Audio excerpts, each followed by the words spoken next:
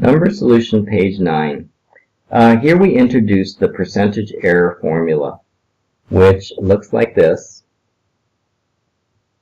Basically, it's similar to when we found the error in the investigation, where we took the best measurement and we subtracted the estimated measurement, and then we found that there was a certain difference, right? The only difference is, besides doing that subtraction, you also take the exact measurement and you divide by that, and then you end up getting a fraction. So you get like, oh, it's like 1/10 of the total length or whatever, because like obviously if you're measuring something really big, if the error is 1 centimeter, it doesn't matter as much as if you're measuring like something that's only 10 centimeters and you're 1 centimeter off. Then you're like 10% wrong. If you measure something that's a kilometer long and you're 1 centimeter off, then it's no big deal, right? It's going to be like 0.001% or something. Okay? All right, so we have the error, which is the thing that we figured out in the investigation, which is the approximate value minus the exact value. And we don't really care if it's positive or negative, so you could just like drop the negative sign or take what we call the absolute value. And the other thing is the percentage error, which is proportional to how big the thing is. In case it's like something huge, you don't want to make a big deal out of nothing. So then you divide by the exact measurement and you multiply times 100%.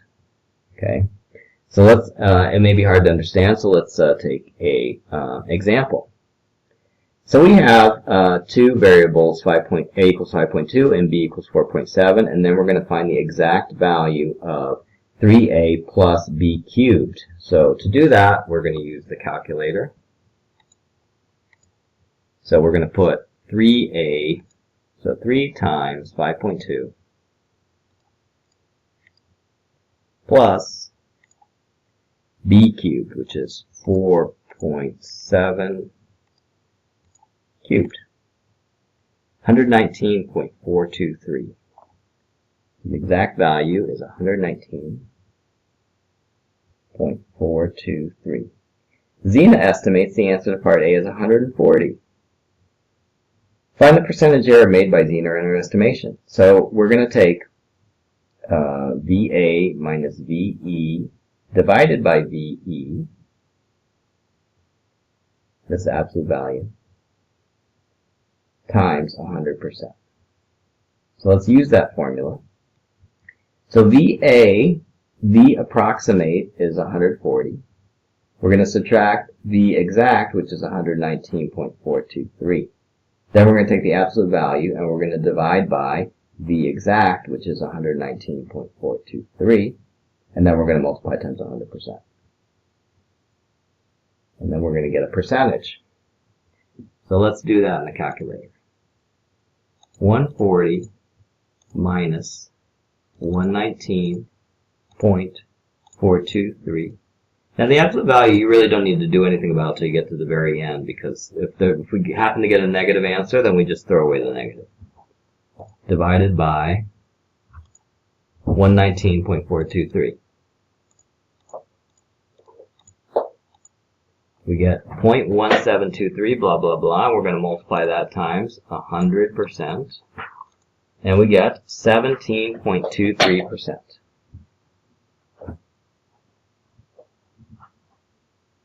Okay. Number 2.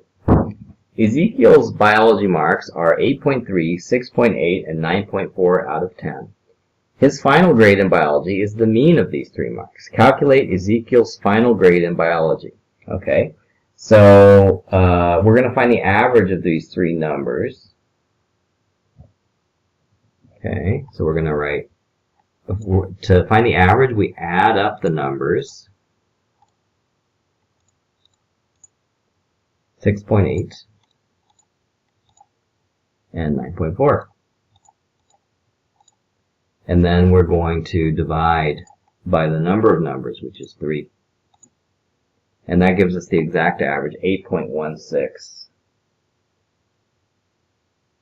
6, 6, 6, 6. Repeating. Okay, so that's the final grade. Ezekiel wrote the 3 marks correct to the nearest unit to find his grade in final his final grade in biology. So instead of 8.3, he wrote 8. Instead of 6.8, 6.8 is closer to 6 or 7, closer to 7. 9.4, he was going to round it to 9 or 10. It's going to be 9, right? So now he's going to calculate the final grade based on an estimate. Let's see what he gets. 8 plus 7 plus 9 divided by 3. 8. Final grade is 8, the average. Calculate the percentage error made by Ezekiel. So that's going to be the approximate value, which is 8, minus the exact value, 8.16 repeating, divided by the exact value, 8.16 repeating. Oops.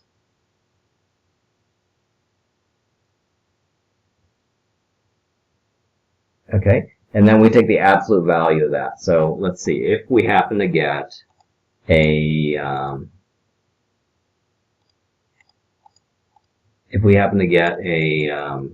negative number, then we will throw away the negative.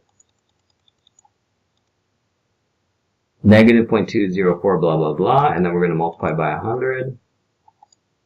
We get negative 2.04%. Actually, we're going to throw away the negative sign, so we're going to get 2.04% as the error.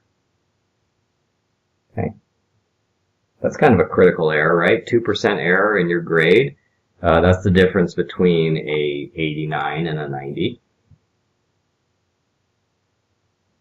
The measurement of the length and the width of a rectangular kitchen are 5.34 and 3.48 meters respectively. Calculate the meter squared, the exact area of the kitchen. So it's going to be 5.34 times 3.48. It's going to be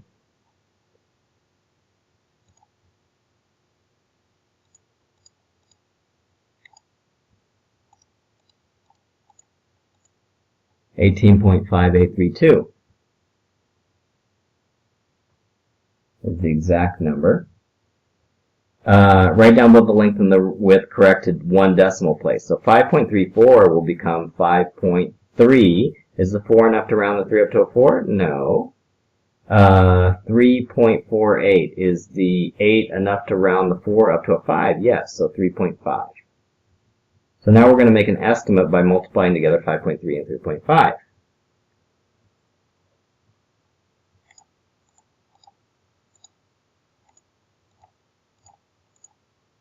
$18.55.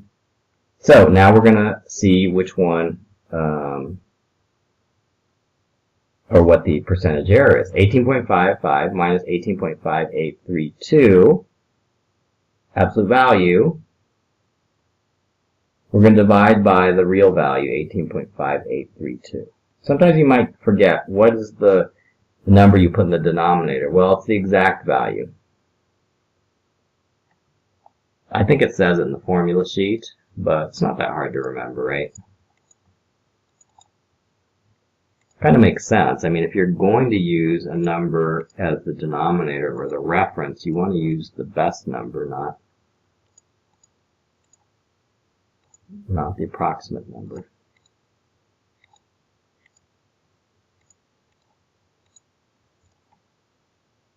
Oops.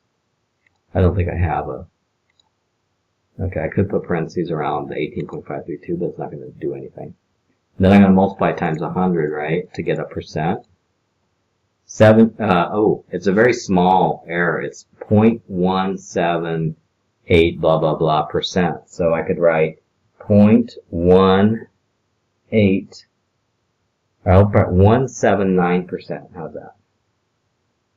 Calculate the percentage made if the error was calculated. Yeah, I'm going to put 1.7. And this brings up a good point. Whenever they don't tell you how many significant figures they want in IB, you put 3. So 179%. So that is much smaller than even 1%. There's a big difference between 0.179% and 17.9%, right? One is much bigger than 1%. The other one is much smaller than 1%, so this is not the answer. 0.179%. And that's it for page 9.